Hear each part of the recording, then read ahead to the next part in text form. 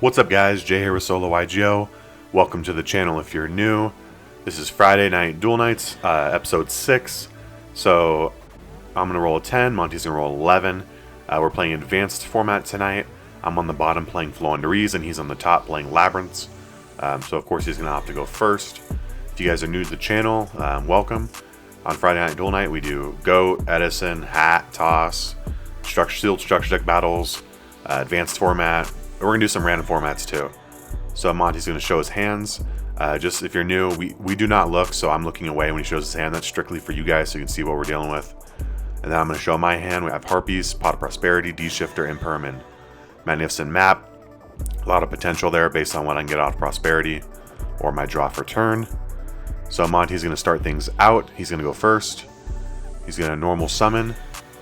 Use the effect. It allows him to add a spell or trap from deck to hand that says Labrynth, but I'm going to go ahead and negate it with Imperm, and then I ask him if he has a response. He doesn't, so I'm going to chain D-Shifter until the end of my following turn. Sorry, until the end of next turn, which would be my following turn. Everything's banished instead, so Imperm's going to get banished. Monty's going to go ahead and set 2, and then he's going to go ahead and activate Labrynth. 2 different spellings on that. And then he's going to pass it over. So I'll draw for turn. And then wonder what I'm going to activate. Yeah, Harpy's Featherstorm Duster. So yeah. He's going to have to chain D-Berry here. He doesn't necessarily know what I'm playing, so he's going to call Synchros because he knows I'm a big Sword Soul fan. But he's going to lose everything else, of course. So I got some good value there. I'm going to go Pot of Prosperity for 6. If you guys are unfamiliar with Floowandereeze, we don't care about extra deck for the most part. Hardly ever use it. Rarely. If you're using it, something went wrong. So able to go for 6 pretty freely. You can't draw afterwards, and they take half battle damage, but that's not a big deal. The only thing it conflicts with is Unexplored Winds, but yeah, again, not a huge deal. So I'm going to go ahead and add Advent Adventure. I did draw a Pot of Duality for turn, so I'm hoping I can get any bird whatsoever because I'm trying to get to Robina. So I'm going to go ahead and do Pot of Prosperity. Sorry, Pot of Duality. Add Robina. I did hit 2 of them, so that was perfect. Another Pot of Prosperity doesn't matter, so I'm going to go ahead and offer cut. Going to go ahead and map. Map plus Robina is exactly what we need to go full combo. So it allows me to get out normal summon before I even use my normal summon. So you just have to banish a Floowandereeze card from deck.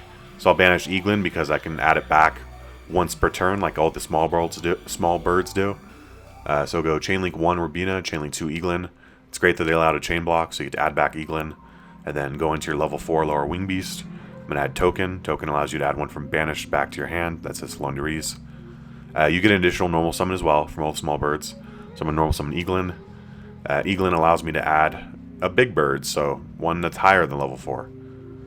We have Apex Avian, Ryza, and then Empen to choose from. We're going to go with Empen. That's typically the choice when you're starting things off. 2 tributes. All Floowandereeze monsters do get banished when they would leave the field while they're face up, so that's really good. I did use Eaglin already this turn, so I can only use Robina now from the banish to come back. So I'll go Chainlink 1 Empen, Chainlink 2 Robina. Empen will allow me to get a Floowandereeze spell or trap from deck to hand, which is pretty cool.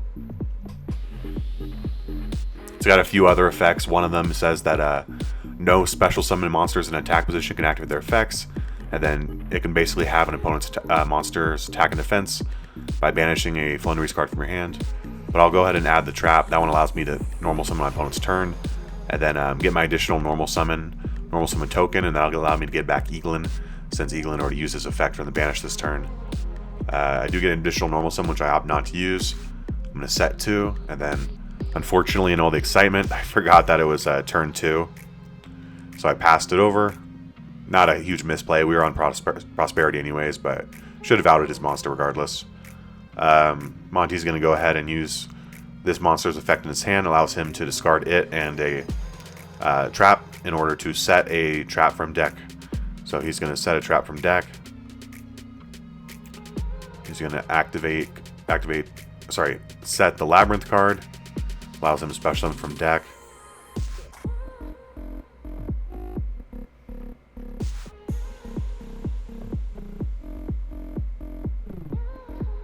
He's going to go ahead and switch to defense. He's going to try and go end phase, but still in main phase because I don't agree to go.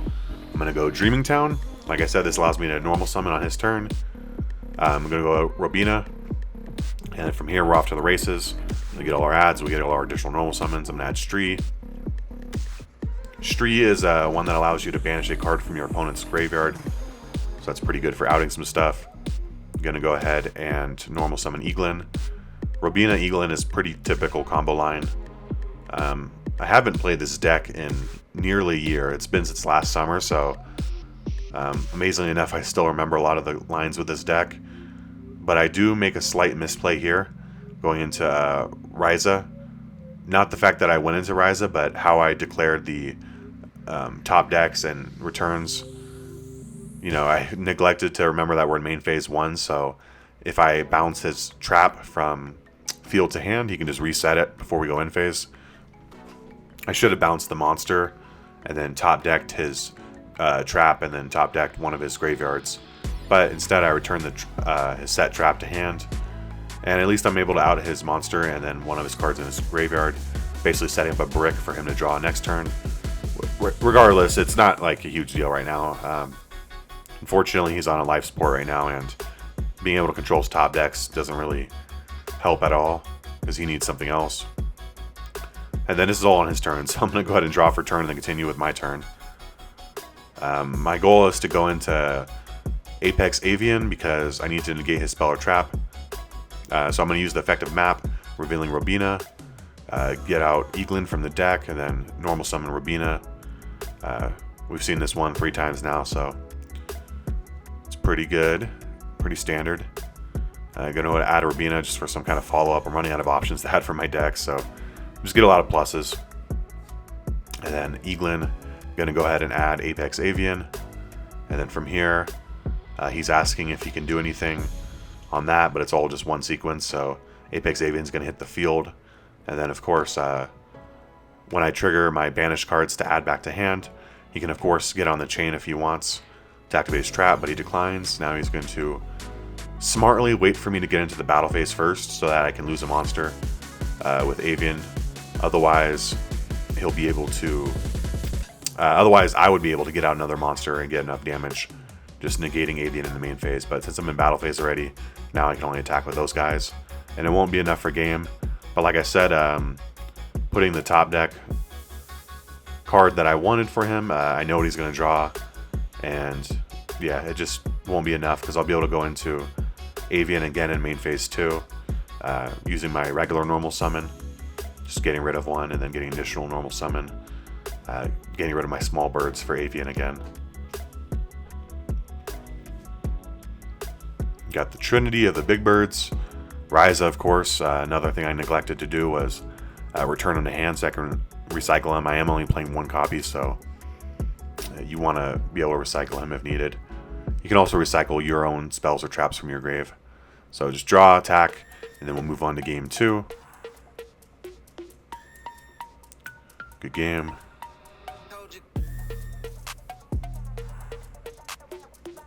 Monty's, of course, going to opt to go first again.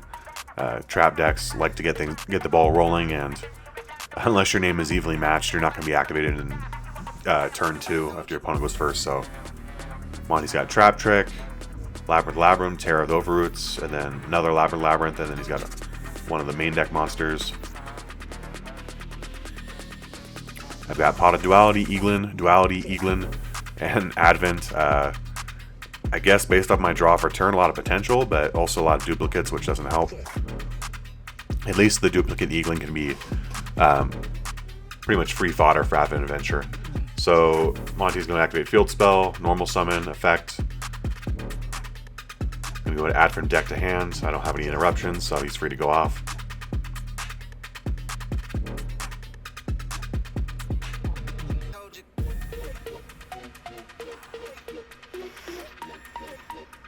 Monty's going to go ahead, set 3 and pass. Pretty intimidating.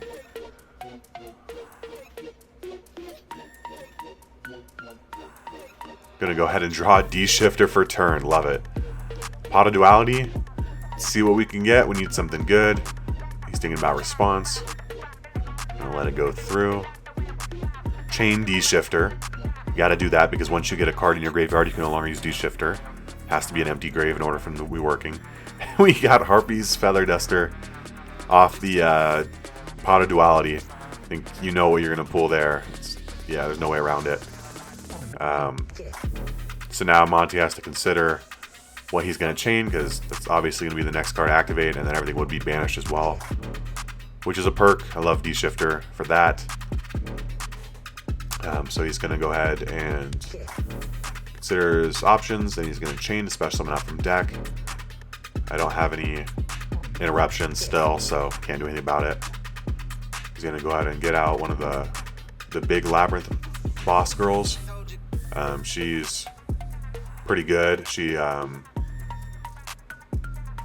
you can't respond to your opponent's trap cards. Yeah, she's got some kind of disruption effects too. She's pretty annoying, to be honest. So Harpy's Feather Duster resolves. Yeah, that's right. On summon, she's going to destroy a random card from my hand. So 6 reroll. We're going 1 through 4 from right to left. So hit the 2 spot. Go ahead and destroy my duplicate Pot of Duality. Not the worst. Still have some good options. I got Advent, plus I got the additional Eaglin. So I'm going to get rid of one of them, like I mentioned. You do gain 500 life points as well off of Advent, so it's good for going for time.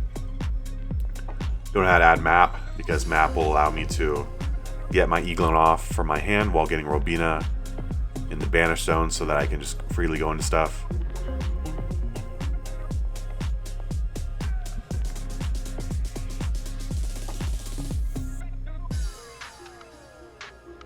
Almost summon Eaglin, go Chainlink 1 Eaglin, Chainlink 2 Robina. Well, Chainlink 2 Eaglin, Chainlink 3 Robina, just add back all of them. Might as well.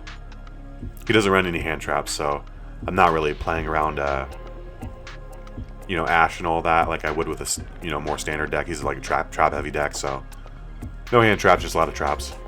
Doesn't have space for them. He has to get the ball rolling with his stuff. Additional normal summon. I'm gonna go into Robina, add. Typically you want to go Robina first, but Map allowed us to get Robina off Eaglin, so that's pretty good.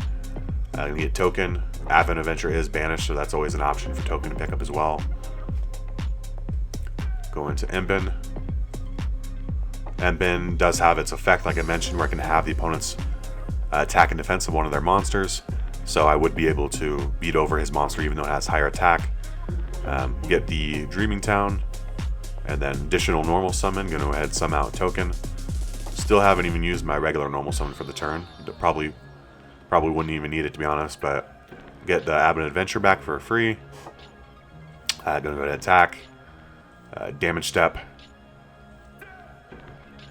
Gonna go ahead and basically clute him. Wing Beasts have been doing this forever. Awkward damage taken, 1250, and then attack for 500 with the Token. Toucan. Set 2. Gonna go ahead and pass it over. Not a good position for Monty. Unfortunately, with Ryza being able to remove stuff, any traps he put down just probably gonna get hit up on his turn. Trap decks really need to take time to set up, and fortunately, Floowandereeze playing on both turns doesn't allow things to get back to my turn for them to work. But I do have Dreaming Town set, and I had no cards in hand, so during the standby I had to Advent Adventure to get Robina to hand so that Dreaming Town and Map are both live. He's going to normal summon. I didn't use Map because I'm trying to draw out some of his stuff before I go into Rise ultimately. I got Dreaming Town as well, so it really doesn't matter. He's in a simplified game state right now. He's got a Labrynth setup. It allows him to shuffle back 2 Labrynth cards from either the graveyard or the banished to deck, and then you get to set 2 non-Labrynth traps with different names. So Tear of the Overroot's a trap trick. Pretty good, so yeah. You're going to go ahead and set a 3rd. He's going to try and go in phase again, but in the main phase still. Dreaming Town. Again, I don't want any of these spells or traps to go off. I can only remove 1, unfortunately. But he's going to take a swing in the dark. And of course, get back Chainlink 1, Chainlink 2, 3, 4. Just stack my hand. Those are once per turn, and it's great that Floowandereeze allows you to play on your opponent's turn. This deck was really toxic with Windbearer Statue. Now it's just like, if you're not playing Droll and Lockbird, if you're not playing Lancia, stuff like that, the deck can just freely go off still. But it doesn't have the best matchup against Kashtira because Kashtira doesn't care about D-Shifter. Both basically banished decks, but yeah. This deck has been power crept, but it's still a viable rogue option. It does go hard, it does go a lot of advantage. So we're going to get through all of these cards and ultimately go into Rise of the Mega Monarch.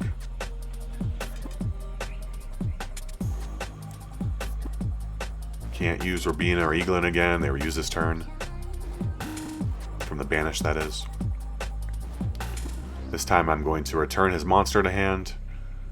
And then top deck his Labrynth setup because he doesn't have any in his graveyard, so I know it's a dead card. And then just try and hit one of his back row to put on the second top deck. The one that won't be drawn next turn. So, see what I hit. I'm not sure what I top decked. I forgot to ask Monty after we were done. Gonna go into my regular normal summon.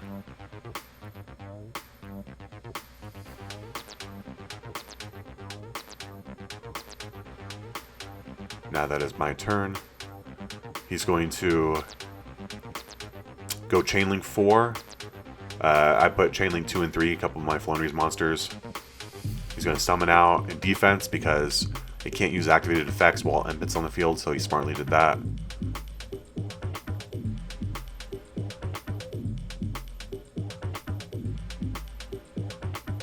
He gets the pop on summon.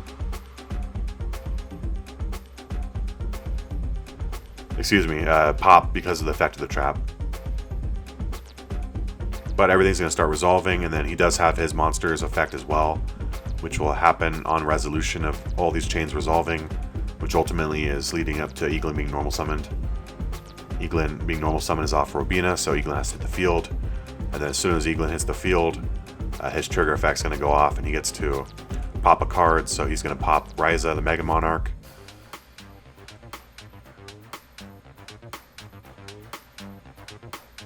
Go ahead and add Apex Avian.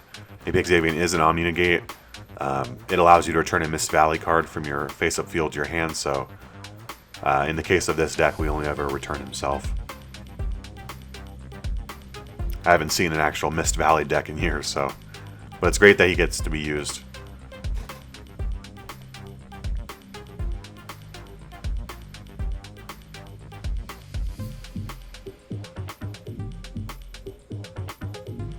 And we're going to go ahead and use the effect of Map, Revealing Token, Banish Advent Adventure. We're trying to keep a lot of our birds in deck because we're running low on them.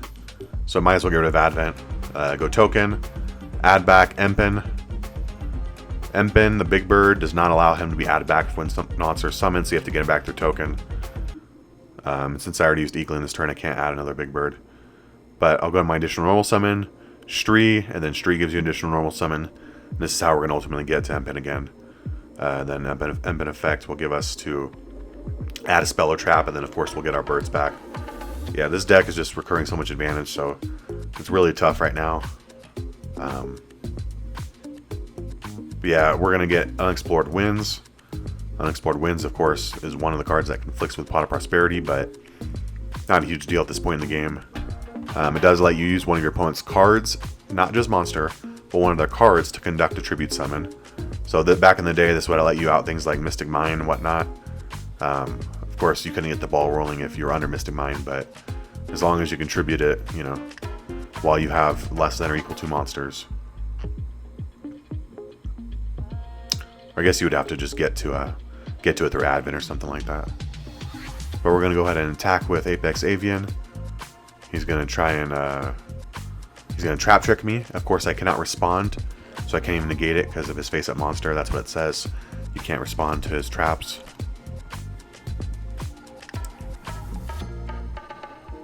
But the attack will go through, beat over, and then I'm going to try and attack with Empin, but his field spell says that he gets to summon one from from graveyard. But I'm going to go to respond with Apex Avian to negate and destroy. And then ultimately the Empin attack will go through for 2,700 points of damage.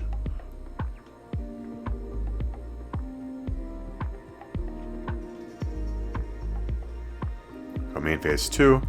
Go ahead, set 1. And pass it over.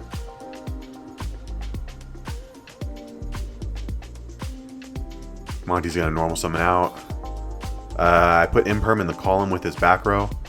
So instead of using map, I just tried to draw everything out. I'm just kind of giving him a chance to play right now. So we can just, and hopefully I was going to negate his back row. But he was able to chain edge, chain link 3 to activate it, pop the M-Pen. And unfortunately, there's not much else after that. So he's just going to poke me for 1600 and pass it over. Draw a Dark Ruler for game, or sorry, for turn. That's pretty dead at this point in the game. And especially against his deck. This is a trap deck, so it's not that useful.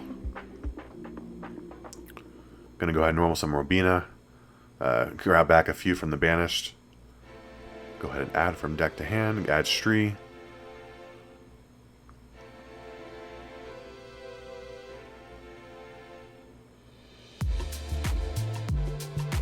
Go ahead and normal summon Eaglin.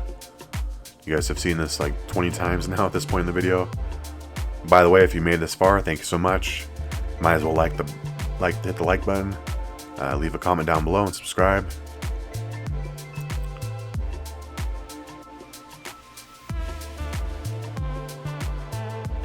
So I'm going to use one of his monsters, like I mentioned, for my big bird. Just trying to put extra damage on the board. Tributed off Robina instead of Eaglin. Eaglin's got a few hundred more attack points. Add Advent Adventure. Don't really have anything to add at this point. Any of our one-ofs, at least. We're only playing Unexplored Winds and Dreamy Town as one-ofs. Then we'll get our additional normal summon, a Stree, and then get out to another big bird. He's sitting at just over 3,000 life points. Go ahead and for game. Alright, good game, Monty. Appreciate you coming out and playing. And we'll have him on the channel, of course, later on. We're going to get a rematch with Sword Soul and Ignisters for you guys next time. So, yeah. That's it for episode 6 of Friday Night Duel Nights, guys. Hope you guys enjoyed it. Hope you guys are having a good weekend. And we'll see you in the next one. Peace out.